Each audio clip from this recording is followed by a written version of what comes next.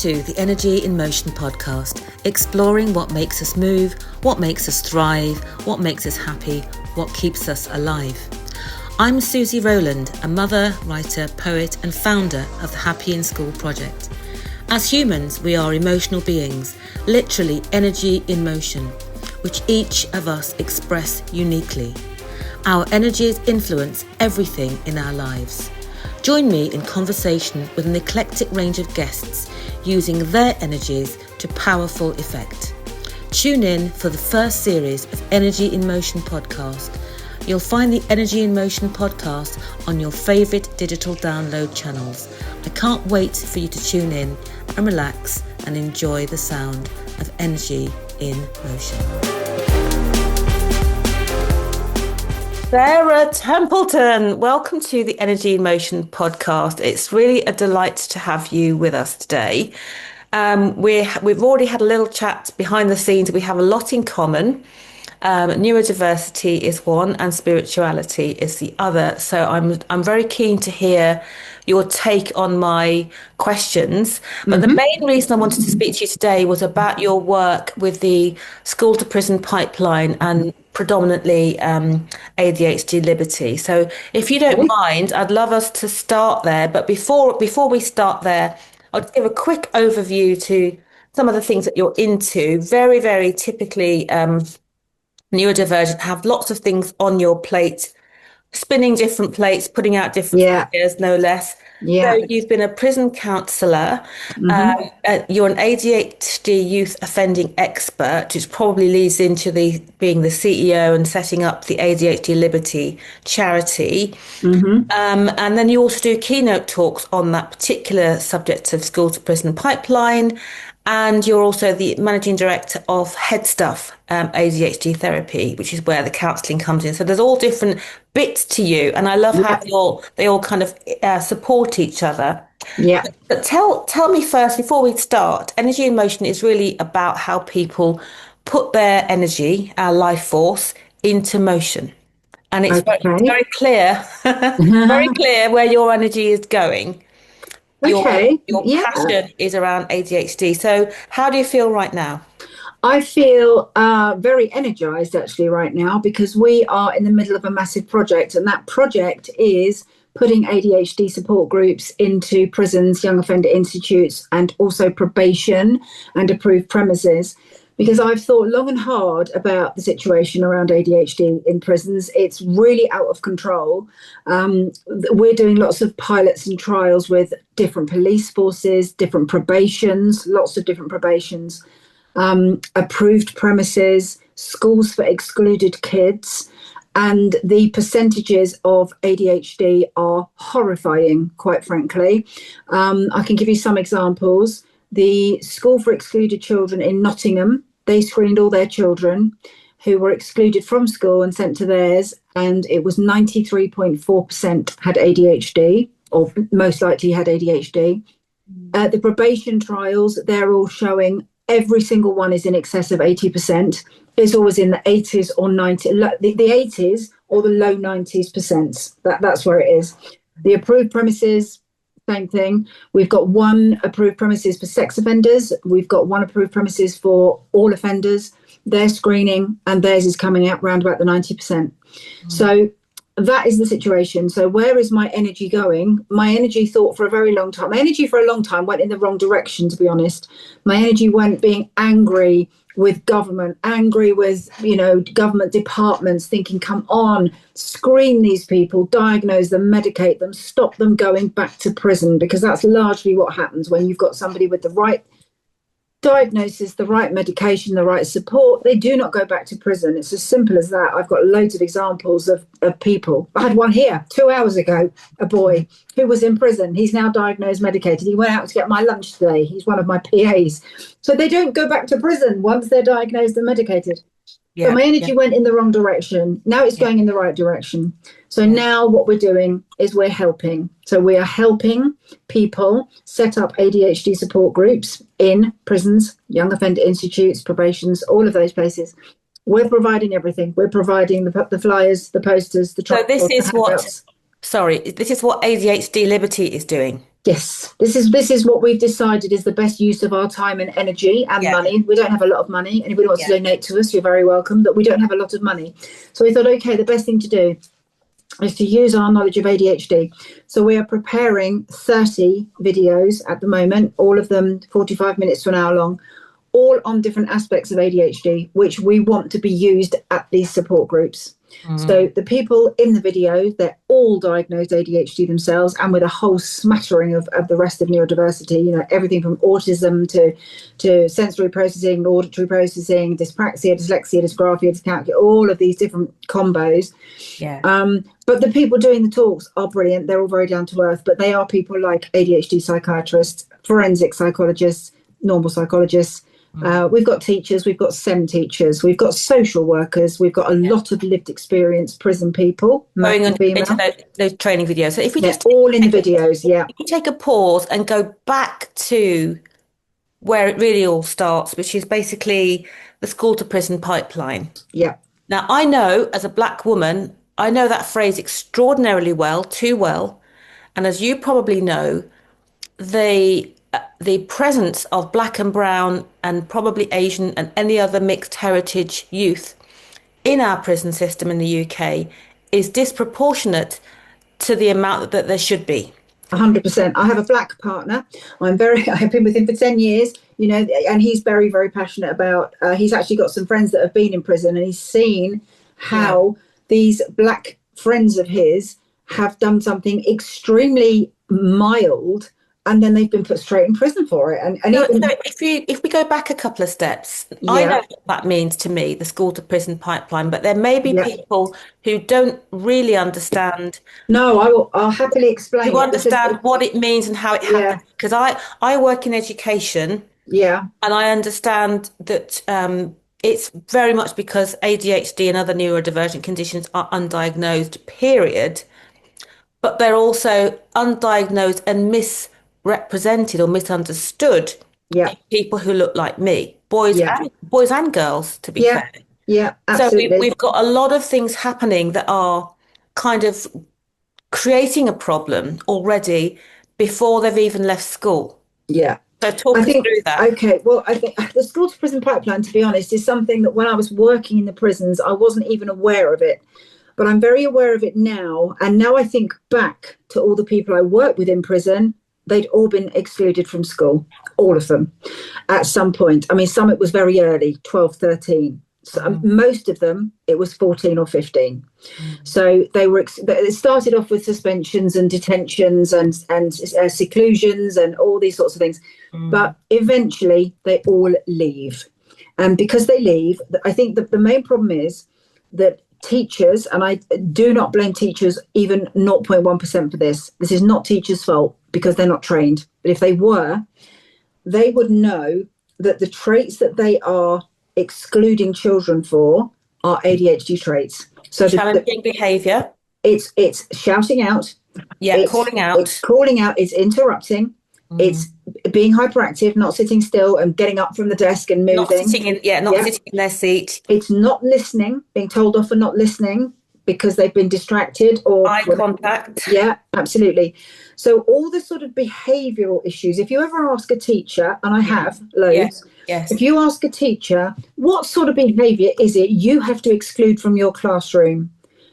They never come up with one thing that isn't ADHD. Yeah. Never. I'm talking back. I mean, I know as a parent of a young person who was excluded from school, shockingly at age 6, but maybe not shocking. Wow. Maybe not for the black people listening and watching, because we know the situations are, we have so much pressure as parents.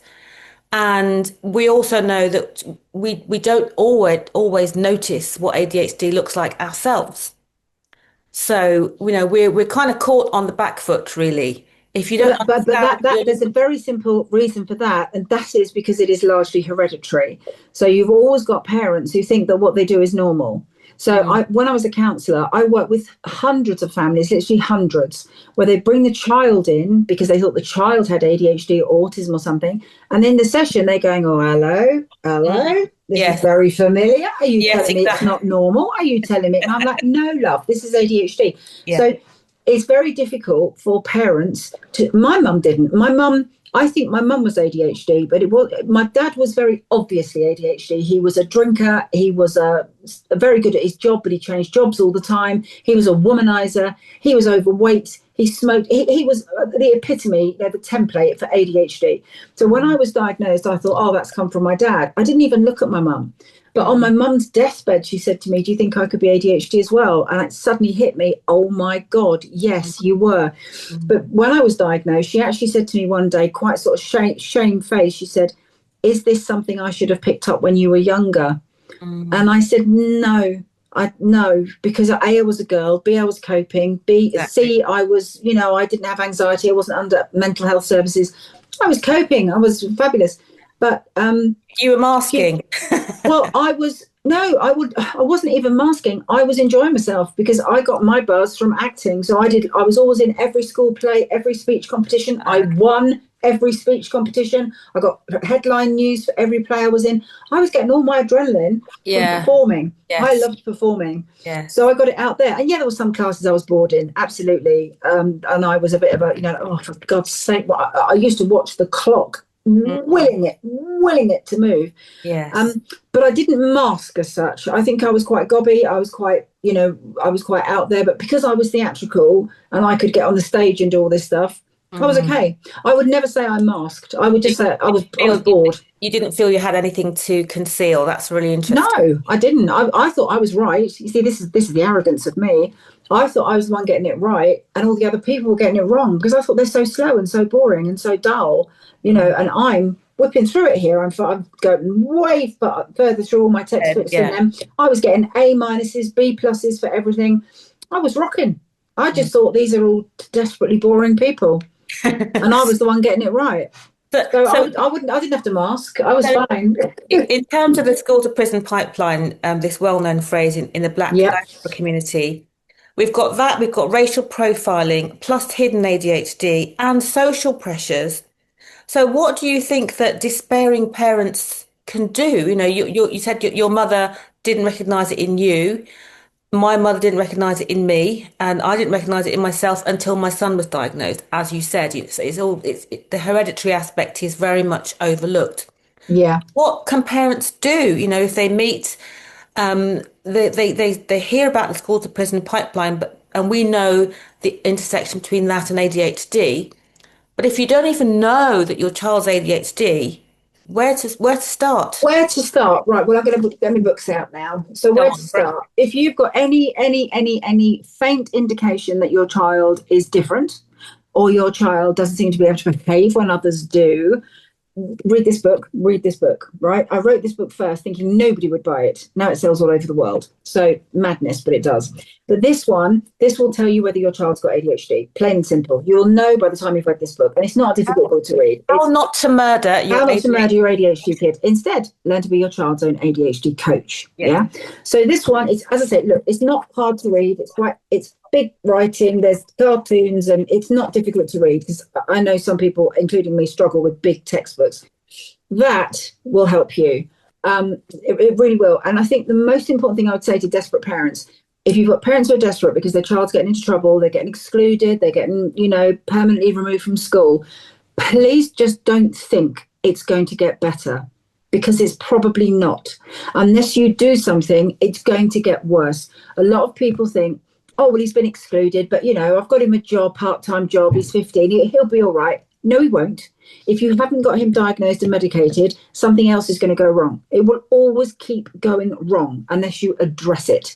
So desperate parents need to read. They need to get online and read as much as they can. They need to read the books. Mine are good because they're simple. They're not overly medical and technical. But knowledge and knowledge really is what is going to save your child. The more you know about it, the more you know, the more you can help. And that doesn't mean you know, I always say this, I'm not particularly bright, right? 4 O levels and I qualified as a counsellor. That's as far as I go. I've got no degrees, no masters, none of that. No.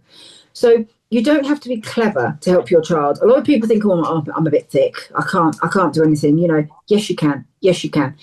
Read some simple books like mine and then put your child on the pathway to whatever diagnosis they need. Now, the one thing I will say is you pretty much have to work out what your child's got before you put them on that pathway. Because if you go to CAMS or you go to mental health services, odds are you're going to get they'll put you on the wrong pathway. They'll put you on the autism pathway. They'll put you on something else.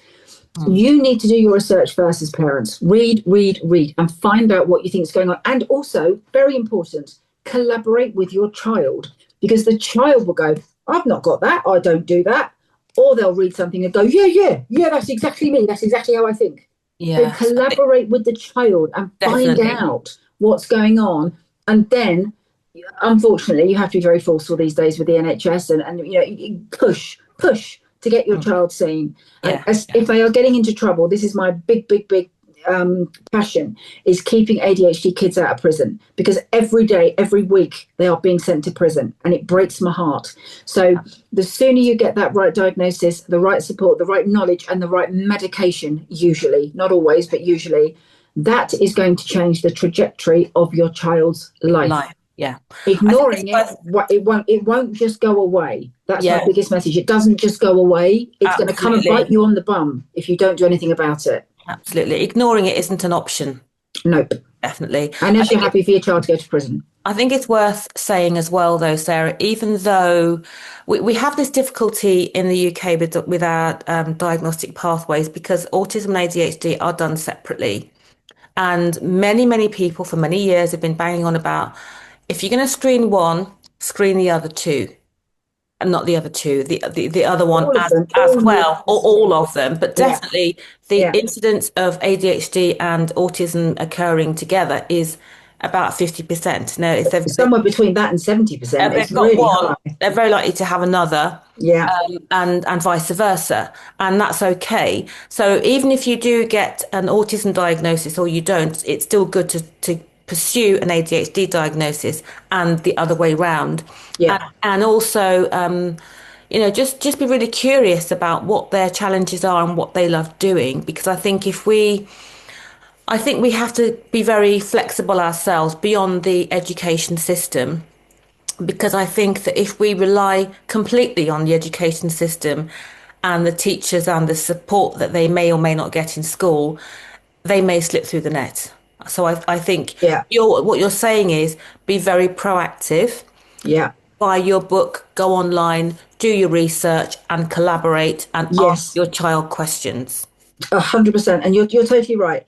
The teachers are doing their best. You know, the mental health services, we all know they're desperately underfunded, desperately stretched.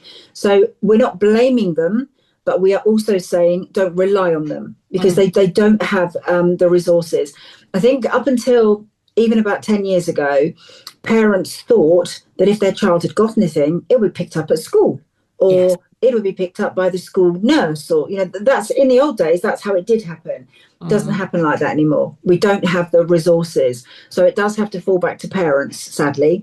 And most often, parents don't feel qualified. So I would say to parents, please don't feel that you're not qualified to help your child. You are the most qualified person.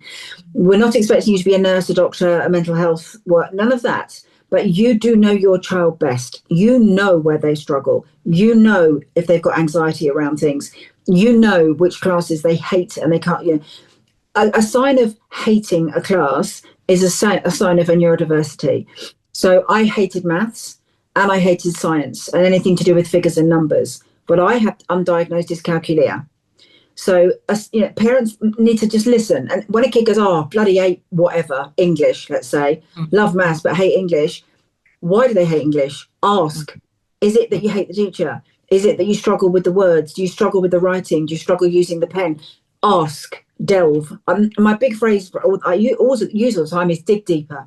Whatever anybody says, or be curious. Deeper. Absolutely. Exactly, your phrase. Keep digging. Because if somebody had dug when I was at school, I failed my 12 plus. In the local education authority's words, spectacularly. I failed it spectacularly because of undiagnosed dyscalculia. So when I was asked these questions about who's got so many roses and who's got so many pansies, and I was like, oh, I don't give a toss, 3,000, 8 million, I don't care. So I failed it spectacularly. Yes, Did anybody dig deeper to find why? No. So I ended up at a secondary modern school where a year later, the headmistress rang my mother and said, your child shouldn't be at this school. I've got to replace at the grammar school. Now, my mother couldn't afford a second school uniform in a year. So I ended up at the wrong school for 4 years. If that local education authority had dug deeper into why somebody who was fully expected to pass the 12 plus didn't and failed it spectacularly, I'd have gone straight to the grammar school. Yeah. Now, that was 50 years ago. I'm exceedingly old. So I'm now 62. I was 12 when that happened. That's 50 years ago. The awful thing is nothing's changed in those 50 years. Yeah. Nobody is screening kids in school for dyscalculia. Nobody. They're not screening them in school for anything. No, they're not. They're not. But I don't understand. My biggest irritant of this is we wouldn't expect in any other field to put a load of children or people in front of somebody and expect that person to instruct them without finding out first what they can do, what their struggles are, what they might not be able to do at all, and putting the adjustments in place. We wouldn't do it. Yet we stick 30 kids in front of a teacher and go, there you go, teach them all the same. We don't know who's got autism or ADHD or dyspraxia or dyslexia. Just crack on and teach them. It's so unfair. But I think we all know, I did a piece of research on this about the system is standardized deliberately. And it is that standardization that is no longer serving anybody. Least of all the teaching staff. Absolutely. Yeah. Which is a real shame. But just whipping back to the school to prison pipeline a little bit, I think you've given some really good guidance then for parents. If you have any doubt, check it out, basically. Yeah. But in terms of the young inmates that you do see in prison, this is a difficult question. What is the most heartbreaking story you've heard? And on the positive, got to keep it positive as well, what is the best turnaround story you have helped to achieve, or your counselling or your charity has helped to achieve? Okay, let's start with the second bit about the best story. Okay. The best story is, it's not a counselling client. I can talk about him. He's on my website, so he's quite happy to be spoken about. He's a boy who I first found out about. He's the son of a friend of mine, and he was 29. And he had been arrested again. He'd already been in prison 15 times by the age of 29. And at 29, he was arrested again. And I said to his mother, please let me see him. I swear there's ADHD there. Please, please, please. And she said, well, he won't come to a counselling room. I said, I don't care. I'll meet him in a pub, a park, wherever. Just let me sit in front of that boy. Yes. So we met in a pub. And for the first 2 hours, he let on nothing. I kept saying, look, I've got ADHD. I do this, I do that, I do the other. I forget things, I drop things, I break things, I interrupt people, I this, I that. And he started to look at me sideways. And after about 2 hours, he said, do you really do all this? And I said, I promise you, and a lot more. I've only just started. And then it all came out of him that he did all of this and a lot more. So we then went to court. We'd done all the reports for him to say that all of this was done without being diagnosed and medicated. My charity actually got him diagnosed, and the psychiatrist said it was the most severe case of ADHD he'd ever seen in his life. We then got him medicated. We went to court. He should not have gone back to prison because we explained everything had been done pre-diagnosis, pre-medication. But it didn't have a very good judge who only read the first report about how he was before, not how he was after. He then got an 18-month sentence, which we were outraged about. This is cutting it very short because I don't want to bore people to death, but we went straight to the Court of Appeal, and it was heard 3 months after he got put back in prison, and he was let out the same day because of his ADHD, purely because the judge had not taken into account how serious his ADHD was before, how he changed, because it was all over COVID. So by the time he got to court and he'd been diagnosed and medicated, he hadn't committed a crime for 4 years. You know, he was 33 by now. So they didn't take into account that he, diagnosed and medicated, is a completely different person. Transformative. Yeah, transformative. But the Court of Appeal, it was heard at 10 o'clock in the morning. He was let out at 10 o'clock that day. And that was 6 days before Christmas. 2 years ago. So that's the best story ever. And that boy has never offended. He's out now. He lives quite near me, a couple of miles away. He's out. He's got family, 2 daughters. So that's the most beautiful story. It's beautiful. And yet he had spent his entire teens and his entire 20s in prison, costing us a small fortune. He was also a prolific self-harmer. So he was in healthcare nearly every day. They never picked up the self-harmers connected to ADHD. Nobody in all those years, in all those prisons, had once ever suggested ADHD to him, which is why he thought I was talking a pile of fantasy when I spoke. And when I went on and on and on and on about my own ADHD, that's when I won him round. So that's the best story ever. The worst, I might cry, but I'll try not to. Somebody who was diagnosed ADHD as a child, 9-year-old, he was my 3rd ever counselling client at Aylesbury, lovely boy called Anthony. And he then went back to prison after the young offenders only for a short while.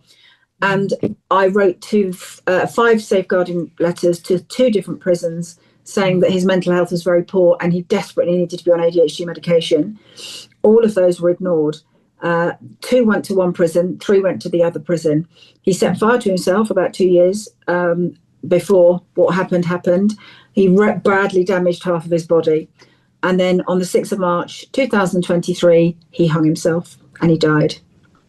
And that was because nobody understood his ADHD. Nobody understood emotional dysregulation. Nobody took my 5 safeguarding risk letters seriously. I am an accredited psychotherapist officially. That's my official title. And I only use it at times like that. But nobody understood. And when I went to the inquest, I happened to find myself with the 6 officers behind me, one who'd cut him down and one who'd found him. And I said they weren't allowed to speak to me, but I said, you're not allowed to speak to me. I'm allowed to talk to you. Can I ask you if any of you know anything about adult ADHD? And they all shook their heads. So I said, right, while we're sitting here, I've no idea how long we'll be here, but I'm going to tell you about adult ADHD. That turned into an hour and a half. I had them for an hour and a half and they were not allowed to talk to me. So they just had to sit and listen to me. These 6 lovely officers. Yeah, 2 women, 4 men. And by the end of it, I got his picture out and I showed them. And they said, oh my God, they were talking by now. They said, is that him? I said, yes, that was him before prison destroyed him. And the 2 women were crying. And one of them did say, I was the one that found him. And the other one said, I was the one that cut him down. And they both had massive tears in their eyes. And that was the day I realised this is not an individual problem in the prison system. This is a massive systemic problem. These officers were not cruel, unkind people. They had no clue about adult ADHD until I spent an hour and a half. And at the end of the hour and a half, I said, right, I said, can I ask you now, just nod or shake? Did any of you know any of that about adult ADHD? And straight away, they all went like that. And I thought, so that's 6 officers who were working in this huge prison, none of them knowing the first thing about ADHD, and a client of mine dying because nobody knew enough about adult ADHD. So this is why I will not stop until the prisons, probation, young offender units, all of them, every single member of staff working in those needs to know about adult ADHD. They need to understand that it's a serious psychiatric condition. It's not a behavioural disorder. Yes. It comes with a higher risk of suicide. That's very important because in prison, suicides, they cover them up. They cover up the amount of suicides. Suicides every week in prisons. How many of those people are ADHD? I would hazard a guess, at least 98% of them. And that's what nobody in the prison system knows, that they could be reducing deaths and reducing self-harm if they were all trained in adult ADHD. So and this is reoffending, and God. I imagine the more that they reoffend, the more time they spend in the prison system, the worse their mental health becomes. Absolutely. So, we're caught in this horrible cycle of absolute ignorance. But everybody I tell about this and say, look, they're all ADHD and they're pretty much, a lot of them are also autistic, a ton of them have got dyslexia, dysgraphia, a ton of them. People have said to me in the past that our prison system is the biggest psychiatric unit we have. Yeah. Very true. Very true. And until we take mental health, ADHD, autism, neurodiversity, all of it, that needs to be the top thing that we are dealing with offenders, right? At the moment, it's down there. So they'll talk about rehabilitation, they'll talk about education, they'll talk about other stuff that's important. No. Actually, no. working out what neurodiversity people have got, working out what mental health conditions they've got, because a ton of them have got trauma, a ton of them have got PTSD. Absolutely. All of it needs to be dealt with. Deal with that first, and then the rest of it. You can deal with the rest of it. But until you've dealt with somebody's mental health. It's kind of doing it, excuse my French, arse about face, isn't it, really? Yeah. From a policy perspective, I mean, that story, that story will stay with me because I, yeah. From a policy perspective, what needs to happen? You mean It's very simple. We need to plough a lot more money into ADHD services, especially in the prison system. When people say to me, "Oh, why do you focus on prisoners so much?" Very simple, because they've been let down most. You know that we've all been let down. You were let down. I was let down. We were all late diagnosed. Tons of people are late diagnosed. But if your life has descended to the point that you've ended up in prison, you've been let down most. So let's start with them and get them out. You know. So what needs to change is very simple. We need to understand that ADHD is a serious psychiatric condition. It needs to be diagnosed by doctors. That's what needs to change. They're doing that in Australia. All the different states in Australia are at different stages of allowing GPs to diagnose. That needs to happen in the UK. Doctors, I know some doctors that do, but all doctors should be able to diagnose ADHD. That will stop the waiting list. Medication needs to be available to every ADHD person who wants it. Some don't, but everyone who wants it should be able to have it. And we need to be screening for all neurodiversity. What you said earlier, I completely agree with. If you've got a child of 5 and they're screaming ADHD and they're on the ADHD pathway, don't stop there, for goodness sake. They won't only have ADHD. Exactly. Check out the rest. Screen them for all neurodiversity. Check out the rest. Check out the rest. Find out what's going on for them. And then they will be so much happier and more successful. So ultimately, money needs to be poured into ADHD services rather than building new prisons and putting more ADHD people in them. That's not going to help anybody. Right. So plough it into mental health, plough it into screening in schools and screening in the criminal justice system. Simple. I'm working with a lovely load of them, probation officers, and they're screening and they're saying, well, we'll do a pilot for you, Sarah, but what's the point? It's all of them. Yeah, that's what probation officers are telling me. But this is the thing. I mean, if it's that widely known, why isn't it legislated? Why? Because the people that know at the minute are people in prisons. We've got prison governors who are coming to us saying, one prison governor's come to us in the last fortnight saying, Sarah, it's about 80% of these people in here have got ADHD. And I'm like, yeah, you're right. You're in the right zone. So the people that know, what's the end of that sentence? The people that know.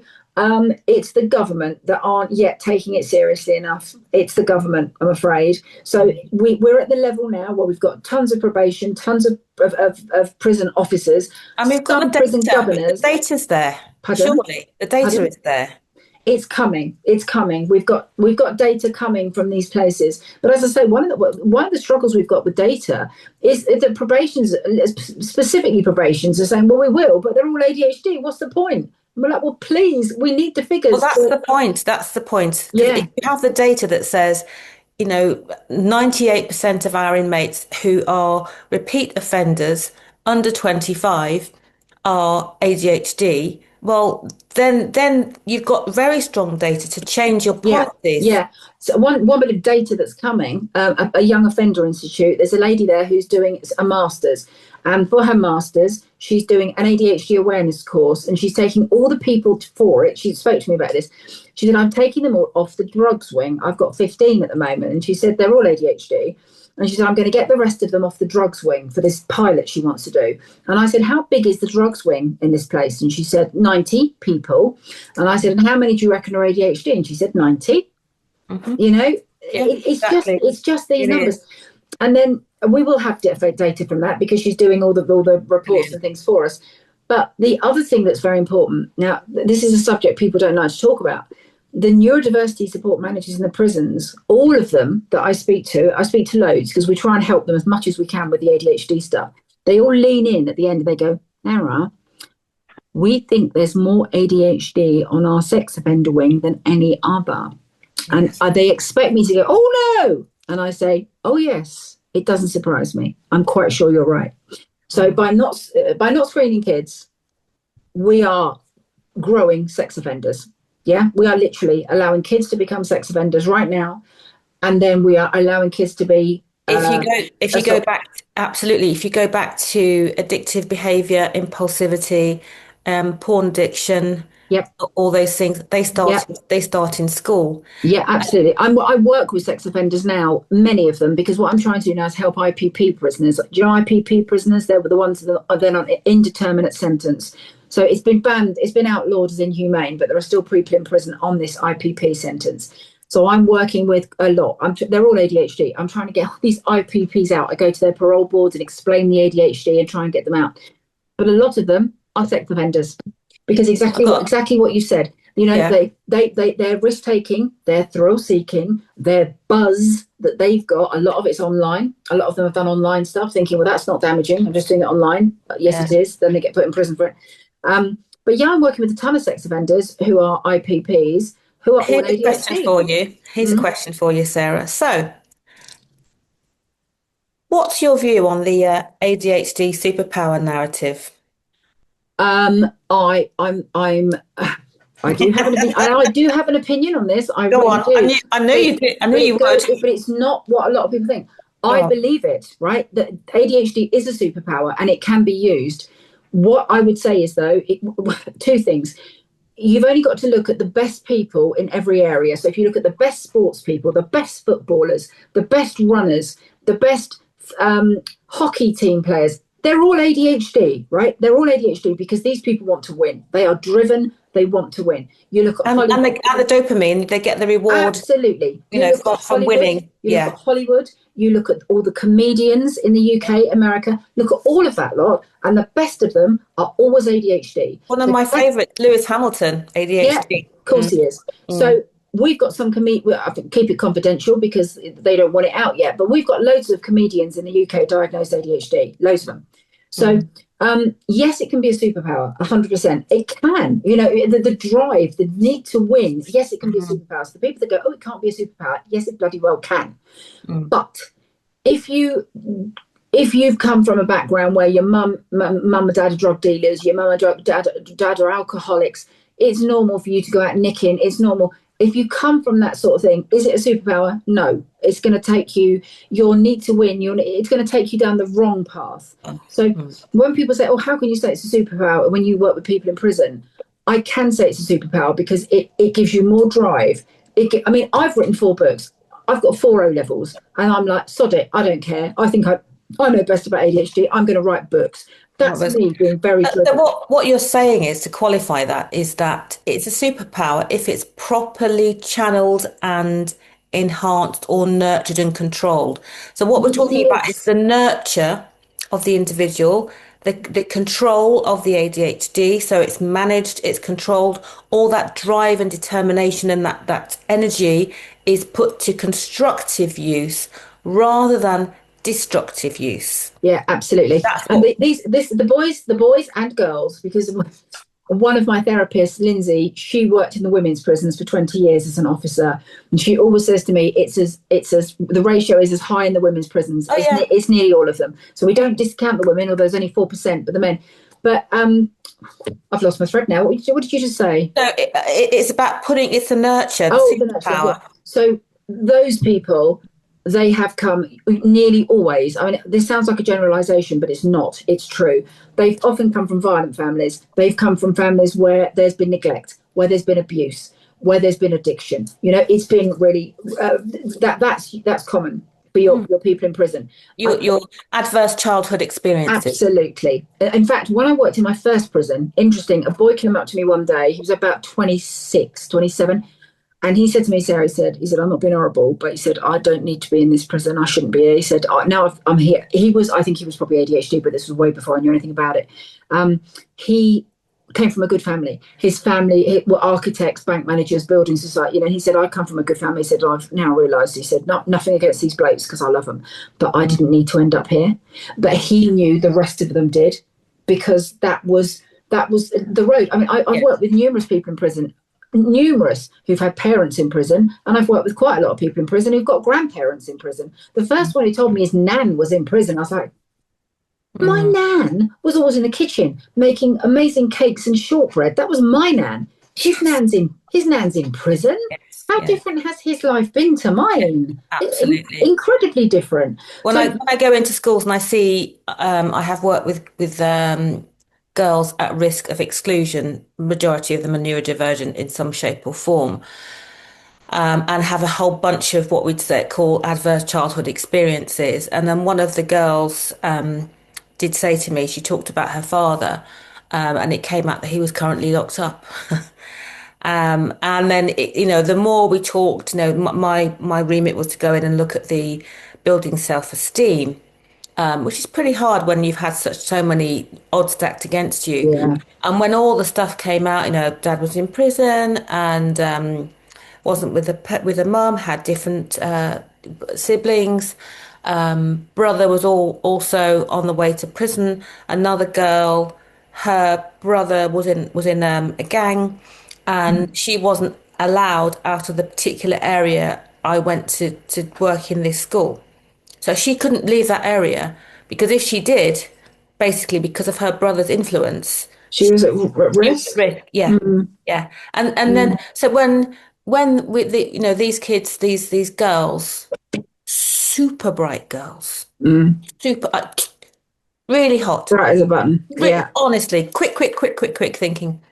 But when you're faced with that, and I felt kind of frustrated because they were getting told off for doing things like answering back or making a joke or sniggering, and you think school is the safest place actually for them.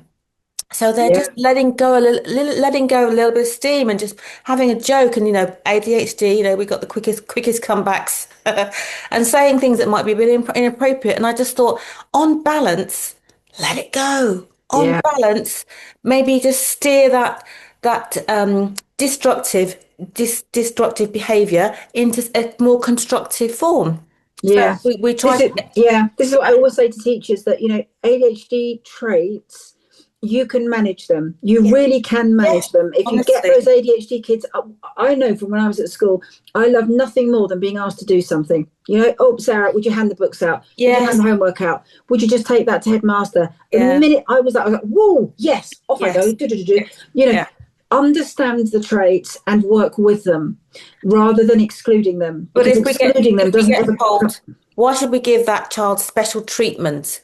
Because that's their way. That's their. I do think. I know you said you don't blame the teachers, but I think there are some that get it and they can empower children. And there are some that disempower. Yes, 100%. I think when I say I don't blame teachers, it's because they don't get the training. If they got the training in their 3-year degree, I ask all sorts of teachers, how long did you get in your 3-year degree? One person got half a day. Oh, yes. Half a day. She herself was ADHD, autistic and dyslexic. And she said they trained for 3 hours to try and teach somebody like me. Hello, that's not going to happen. And then somebody else I know who trained to be a teacher during COVID, he was supposed to have a week in a school for special educational needs. That was cancelled because of COVID and replaced with nothing. So he got nothing in his entire 3 years. So it's shocking. The best I know, there's one university, I think it's up north somewhere, they've got a whole term on working with neurodiverse kids. But the lady who told me that, she said it is a very forward-thinking, very modern university. So that's what they need, though. They need a whole term. Yes. They need a term on it. It's a great template. And I think I also worry that we are losing some of the best. The teachers that are the best are the ones that are the rule breakers, the ones that get it, the ones that understand how to be flexible around the curriculum, how to be flexible with the school policies and the behaviour policy, and they are light on their feet and they're able and they're agile. They're kind of emotionally intelligent and also agile in terms of how they interact with different children. And they say, it can't be one rule for them and another rule for another. And I say, yes, it can. Yes, it can. Yes, it absolutely can. I just say, this book is the one I wrote for teachers. I just want to tell you an ultra quick story of exactly what you're talking about. I wrote this for teachers because so many people were giving my first book to teachers, and I said, How not to kill the spirit. I love that. In ADHD kids, Love that. So I wrote this book for teachers. But interesting thing with this, one mum, she bought her son was 9. She bought that for his form teacher. His form teacher read it and realised he was ADHD as well. Yeah. But then the way he interacted with her son changed so much. The mum came back to me and she said, I want to buy 9 of your books. I want one for every one of his teachers, because it's that now this teacher understands that it's the ADHD and also that he's ADHD. She said, it's a completely different experience for my son. He's completely happy now. So I did a deal. She said, can you do it? I did. I did it cheaper because she wanted one for every teacher. That's the difference, though. Once a teacher just literally, not necessarily my book, or go online and look it all up.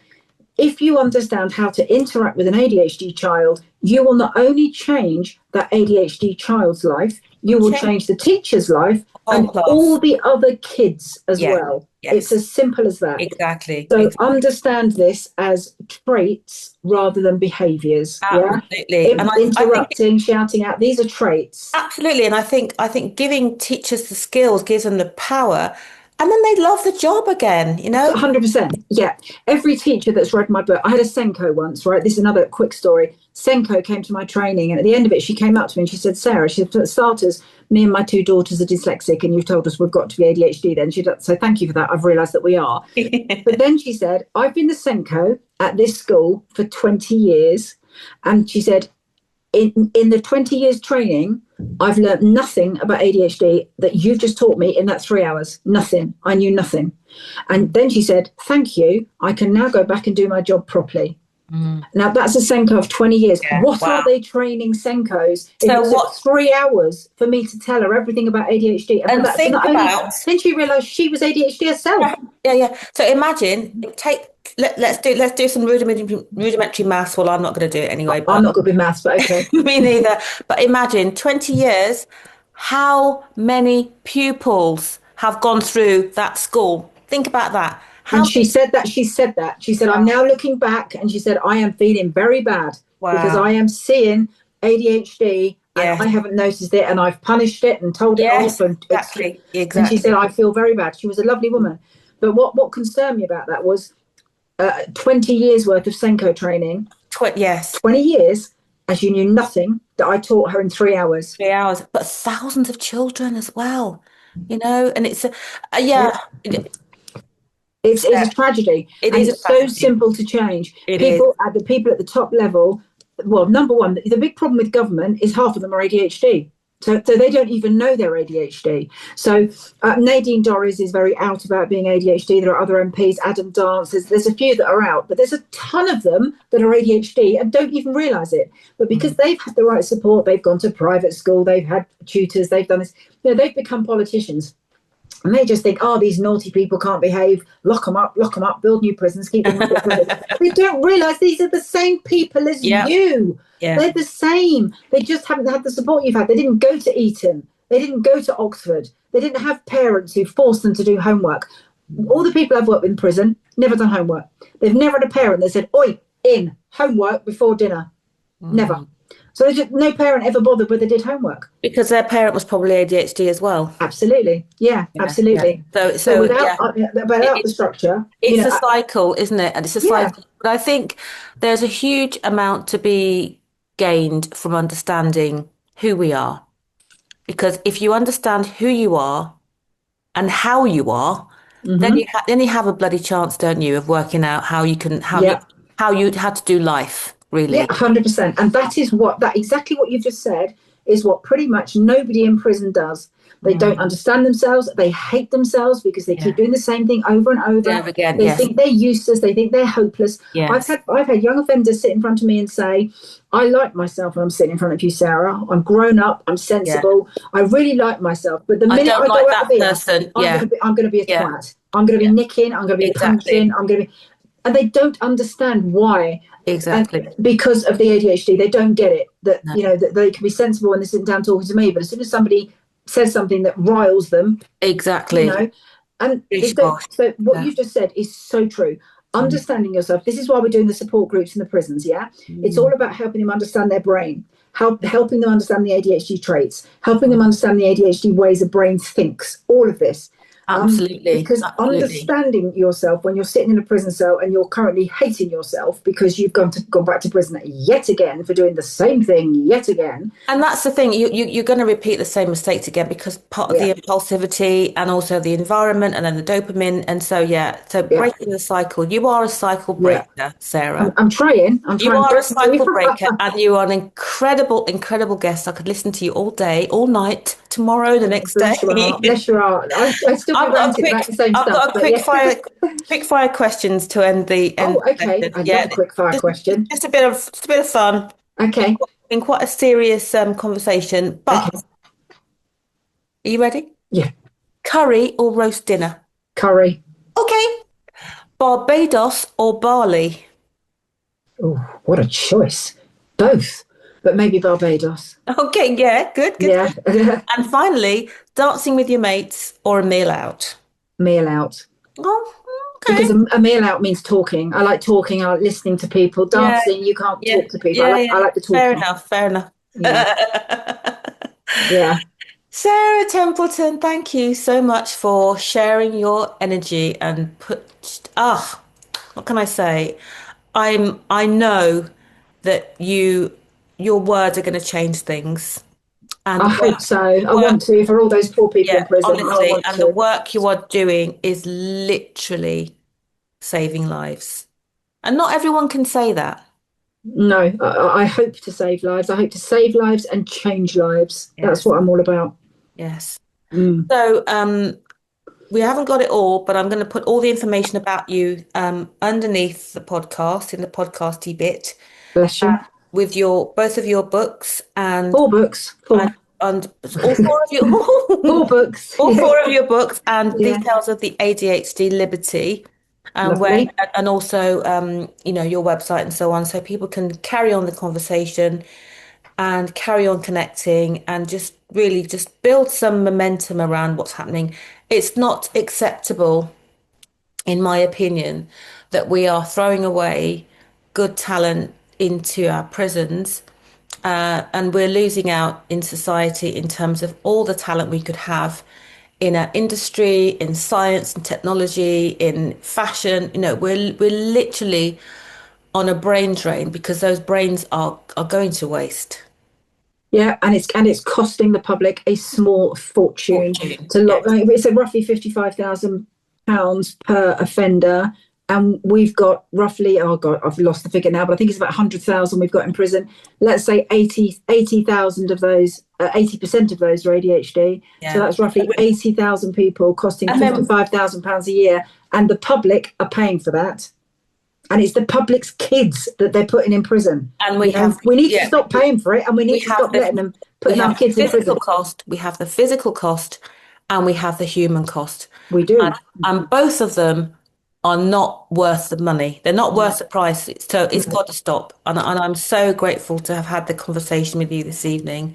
Great pleasure. Lovely to meet you. And you too. And let's stay in touch. We've got more to talk about. Definitely. Definitely. And more to do. And yes, lots more to do. And I'm saying here and today, I'm here for it. Excellent. We need all the support we can get. So yeah, if anybody wants to come on the ADHD Liberty website and see what we're doing, raise money for us, because we are literally going to change the criminal justice system when it comes to ADHD. But it's costing a bit. So anybody who wants to donate, it's very welcome. Brilliant. Yeah. Thank you so much for your time. Thank you so much indeed. Okay. Pleasure. Take care. Thank you. Bye. Bye. Bye.